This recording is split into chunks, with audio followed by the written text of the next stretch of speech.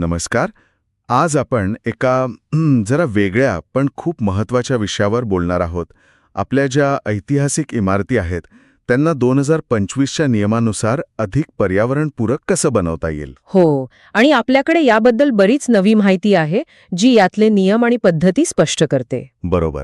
तर आज आपल्याला हे समजून घ्यायचं आहे की या जुन्या वास्तूंचं म्हणजे त्यांचं ऐतिहासिक सौंदर्य न घालवता त्यांना टिकाऊ कसं बनवायचं. अगदी. विशेषतः हवामान बदल आणि नेट झिरो उद्दिष्टांच्या काळात हे खूप महत्वाचं ठरतंय. म्हणजे कार्बन उत्सर्जन कमीत कमी करणं आणि जे काही उरले ते शोषून घेण्याची क्षमता वाढवणं. हो, आणि हे खरं तर एक रंजक आव्हान आहे. आधुनिक तंत्रज्ञान आणि आपला वारसा जतन करणं यातला समतोल साधणं. बरोबर. ठीक आहे, चला तर मग हे जरा उलगडून बघूया. सर्वात आधी मला सांगा, हे इतकं महत्वाचं का आहे? म्हणजे का करायचं हे सगळं? हे बघ, याचं महत्त्व दुहेरी आहे असं म्हणता येईल. एक तर या इमारतींचा ऊर्जा वापर कमी होतो, त्यामुळे कार्बन उत्सर्जन घटतं, जे आपल्या हवामान बदलाच्या लढाईसाठी गरजेचं आहे. आणि दुसरं म्हणजे आपला अमूल्य सांस्कृतिक वारसा जपला जातो. या इमारती आपल्या इतिहासाचा साक्षीदार आहेत. खरंय. आणि व्यावहारिक फायदे पण आहेत ना? नक्कीच. ऊर्जेच्या बिलात थेट बचत होते आणि इमारतीत राहणाऱ्या किंवा काम करणाऱ्या लोकांसाठी आतलं वातावरण अधिक आरामदायी होतं. म्हणजे आर्थिक आणि सोयीस्कर दोन्ही फायदे आहेत. म्हणजे हे फक्त दिखाव्यापुरतं नाहीये, तर याचे खरे फायदे आहेत. मग याची सुरुवात कशी होते? म्हणजे असं लगेच काहीतरी बदल करायला सुरुवात करतात का? नाही, इथेच तर खरी गंमत आहे. हे असं नाही की चला लगेच इमारतीवर सौर पॅनल लावून टाकूया. याची सुरुवात होते एका सखोल मूल्यांकनाने, म्हणजे प्रॉपर असेसमेंट करावं लागतं. अच्छा, म्हणजे काय तपासतात त्यात? दोन मुख्य गोष्टी.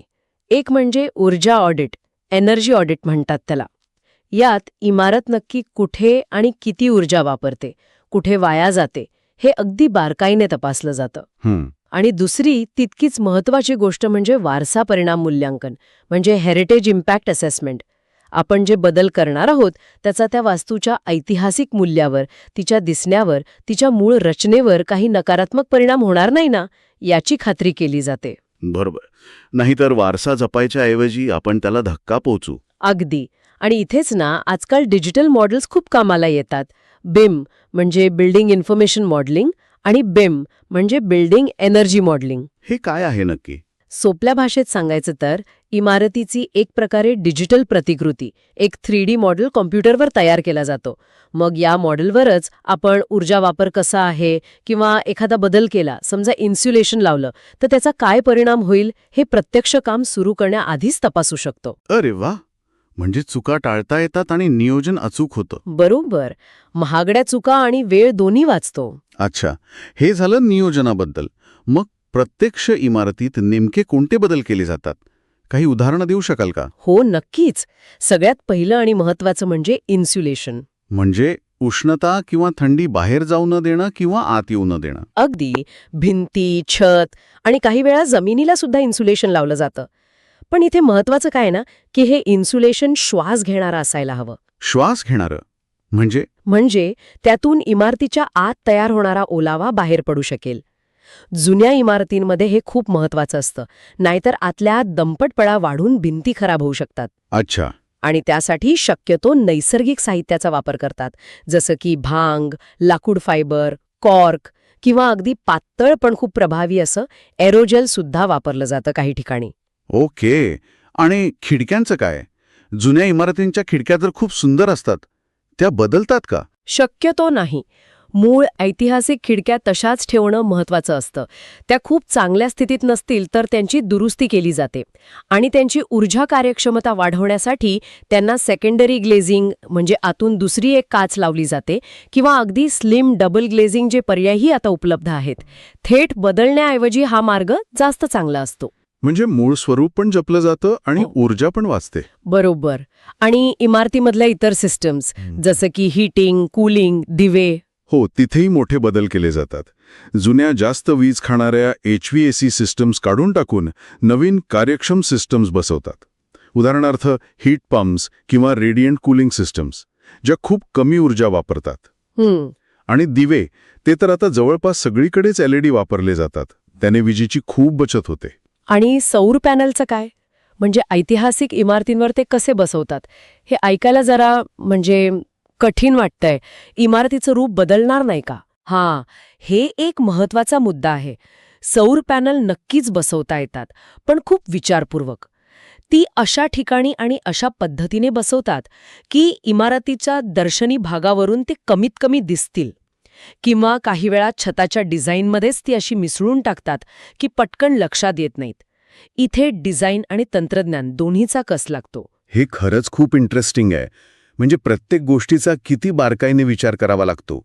जर आपण हे मोठ्या चित्रात पाहिलं, म्हणजे या बदलांपलीकडे जाऊन, तर आणखी कोणत्या गोष्टी महत्त्वाच्या ठरतात? हो, मोठ्या चित्रात बघितलं तर साहित्याची निवड म्हणजे मटेरियल सिलेक्शन अत्यंत महत्वाची आहे. जे काही नवीन साहित्य वापरलं जाईल ते त्या ऐतिहासिक वास्तूच्या मूळ बांधकामाशी सुसंगत असायला हवं. म्हणजे समजा इमारत जुन्या चुन्याच्या गिलाव्यात बांधली असेल तर दुरुस्तीसाठी किंवा नवीन कामासाठी सिमेंटऐवजी चुन्याचाच वापर करायला हवा. नैसर्गिक रंग वापरायला हवेत. शक्य असल्यास पुनर्वापर केलेलं लाकूड किंवा दगड वापरावा. अच्छा, नाहीतर काय होतं? चुकीच्या साहित्याने त्या मूळ वास्तूला खूप नुकसान पोहोचू शकतं. म्हणजे एक भाग जास्त कडक आणि दुसरा मऊ, किंवा एका भागातून हवा खेळती राहतीये दुसऱ्यातून नाही, अशाने कालांतराने तडे जाऊ शकतात, बांधकाम खराब होऊ शकतं. बापरे. आणि म्हणूनच पारंपरिक पद्धतींची जाण असलेले कुशल कारागीर मिळणं हे सुद्धा खूप महत्वाचं आहे. नुसता आधुनिक तंत्रज्ञान असून चालत नाही, ते योग्य प्रकारे वापरता यायला हवं. खरंय. आणि हे बदल यशस्वी झालेत की नाही हे कसं तपासतात? त्यासाठी पण विशिष्ट चाचण्या आहेत, जसं की ब्लोअर डोअर टेस्ट. याने इमारत किती एअरटाईट आहे, म्हणजे तिच्यातून हवा कुठे आणि किती गळते हे तपासता येतं. आणि थर्मल इमेजिंग कॅमेऱ्याने भिंतींमधून किंवा छतातून उष्णता कुठे वाया जातीये हे चित्ररूपात दिसतं. या चाचण्यांमुळे केलेले बदल खरोखर प्रभावी ठरले आहेत की नाही हे सिद्ध होतं. हे केवळ कागदावरचे अंदाज नसतात, तर प्रत्यक्ष कार्यक्षमतेतली सुधारणा असते. याची काही प्रत्यक्ष उदाहरणं आहेत का जिथे हे असं काम यशस्वी झालं आहे, भारतात किंवा बाहेर? अर्थात ती इमारत अगदी खूप जुनी नाही, 1990च्या दशकातली आहे, पण तिला खूप यशस्वीरित्या हरित इमारतीत बदललं गेलं आहे. तिथे त्यांनी इमारतीच्या आतली हवेची गुणवत्ता सुधारायला हजारो झाडं लावली आहेत आणि ऊर्जा वापराचं सतत निरीक्षण केलं जातं. अच्छा. आणि युरोपमध्ये तर अशी अनेक उदाहरणं आहेत. जुन्या, अगदी शेकडो वर्ष जुन्या ऐतिहासिक इमारती, किल्ले, चर्च यांचं नूतनीकरण करून त्यांना ऊर्जा कार्यक्षम बनवलं गेलं आहे. तिथे आव्हानं वेगळी असतात, पण यशही मिळालं आहे. पण हे सगळं ऐकायला जितकं छान वाटतंय तितकं सोपं नक्कीच नसेल. यात आव्हानं काय येतात? अगदी बरोबर बोललात. आव्हानंही खूप मोठी आहेत. सगळ्यात पहिलं म्हणजे खर्च. सुरुवातीचा खर्च नक्कीच जास्त असू शकतो, कारण यात विशेष साहित्य आणि कुशल कारागीर लागतात.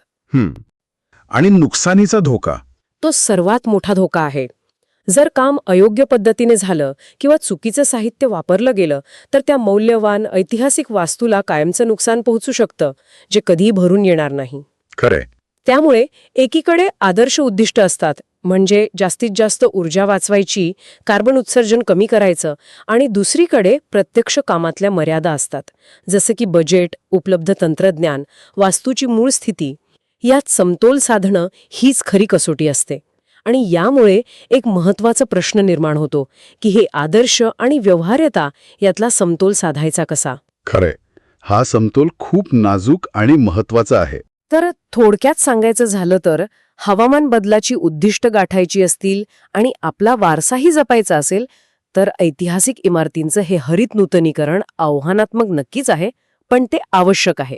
आणि आता याची गरज वाढतच जाणार आहे, कारण सरकारी धोरणं बदलत आहेत, नवीन तंत्रज्ञान येतंय आणि चक्रीय अर्थव्यवस्थेचं महत्त्व पण वाढतंय.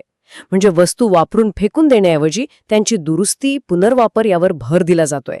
त्यामुळेच हे सगळं अधिकच प्रासंगिक होतंय. मग या सगळ्याचा अर्थ काय काढायचा? याचा अर्थ असा की आपण परंपरेला नवोपक्रमाची म्हणजे इनोव्हेशनची जोड देत आहोत. आपल्या या जुन्या मौल्यवान वास्तूंना भविष्यासाठी अधिक सक्षम आणि टिकाऊ बनवण्याचा हा प्रयत्न आहे. अगदी. आणि भविष्याचा विचार करताना माझ्या मनात एक शेवटचा विचार येतो.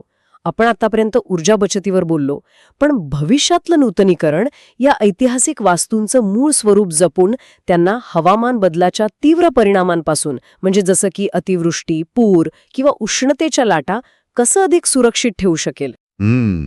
हा एक महत्वाचा विचार आहे. हो, केवळ ऊर्जा कार्यक्षम नाही, तर हवामान बदलाला तोंड देऊ शकतील अशा लवचिक, रेझिलियंट कशा बनवता येतील यावरही आपल्याला विचार करावा लागेल.